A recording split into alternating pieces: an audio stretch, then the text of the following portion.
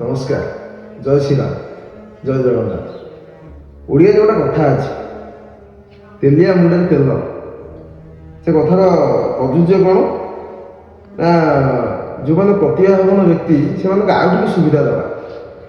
ବିଧାୟକ ଦରମା ତ ବଢ଼ିଲା ବା ସେମାନେ ଏକ୍ସ ଏମ୍ଏଲ୍ଏ ମାନେ ଯେଉଁମାନେ ପୂର୍ବତନ ବିଧାୟକ ସେମାନଙ୍କର ମଧ୍ୟ ଦରମା ବଢ଼ିଲା।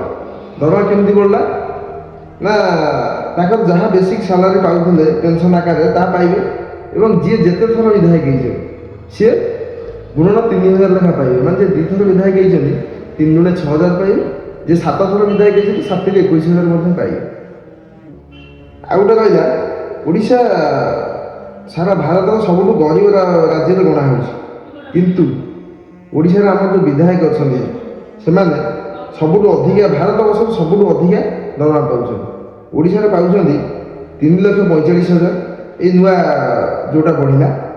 ଉତ୍ତରପ୍ରଦେଶ ଯେଉଁଟାକି ଓଡ଼ିଶାଠାରୁ ବହୁ ଆଗରେ, ସିଏ ପାଉଛନ୍ତି 2,96,000, ଝାଡ଼ଖଣ୍ଡ 2,90,000, ହିମାଚଳ ପ୍ରଦେଶ 2,80,000, ମହାରାଷ୍ଟ୍ର ପାଖାପାଖି ଟପ୍ 1 ରୁ 5 ଭିତରେ ରହୁଛି, ସିଏ ପାଉଛନ୍ତି 2,52,000, ତେଲେଙ୍ଗାନା 2,50,000, ମଣିପୁର 2,50,000, ହରିୟାଣା 2,50,000, ଉତ୍ତରାଖଣ୍ଡ 2,40,000, ମଧ୍ୟପ୍ରଦେଶ 2,10,000, କର୍ଣ୍ଣାଟକ 1,50,000, ରାଜସ୍ଥାନ 1,50,000, ବିହାର 1,43,000, ଛତିଶଗଡ଼ 1,35,000, ତାମିଲନାଡୁ 1,25,000, ଆନ୍ଧ୍ରପ୍ରଦେଶ 1,25,000, ଦିଲ୍ଲୀ 1,25,000, ଅରୁଣାଚଳ ପ୍ରଦେଶ 1,20,000, ପଞ୍ଜାବ 1,20,000, ପଶ୍ଚିମବଙ୍ଗ 1,13,000, ଆସାମ 1,12,000, ଗୁଜୁରାଟ 1,10,000, ମିଜୋରାମ 75,000, କେରଳ 70,000, ମେଘାଳୟ 60,000, ତ୍ରିପୁରା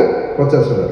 ଏ ଜିନିଷଟା ମୁଁ ମୋ ମନ ଗଢ଼ା କାହାଣୀ କହୁନି, ଆପଣ ଆଜିର ପେପର ମାନେ 11/12/2025ର ସମାଜର ଫ୍ରଣ୍ଟ ଲାଇନ୍ରେ ଏ ଖବରଟି ଆସିଛି। ମାନେ ଏଠି ଚିନ୍ତା କରନ୍ତୁ ଯେ ଓଡ଼ିଶାର ଜନତା କ'ଣ ମାନେ କ'ଣ ଭାବୁଛନ୍ତି, ସମସ୍ତେ ଭକୁଆ।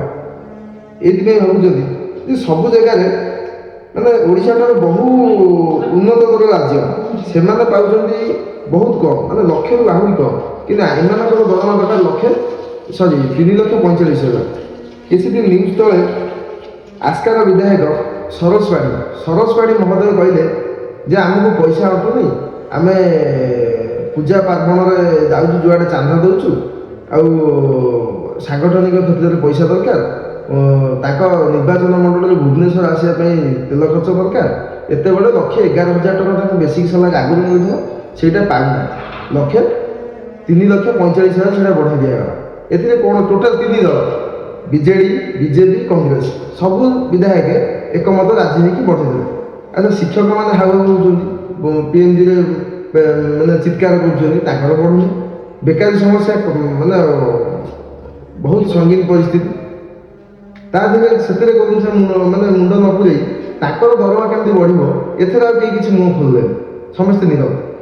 ତାଙ୍କର ବଢ଼ିଲା, ଆଚ୍ଛା ତାଙ୍କର ତ ବଢ଼ିଲା ଏକ୍ସ ଏମ୍ଏଲ୍ଏଙ୍କର କାହିଁ ବଢ଼ିଲା, କେଉଁ ଡର? ବିଜେପି ଗଭର୍ଣ୍ଣମେଣ୍ଟର ଏଇଟା କେଉଁ ଡର? ଏତିକି କହୁଛି। ଜୟ ଶ୍ରୀରାମ।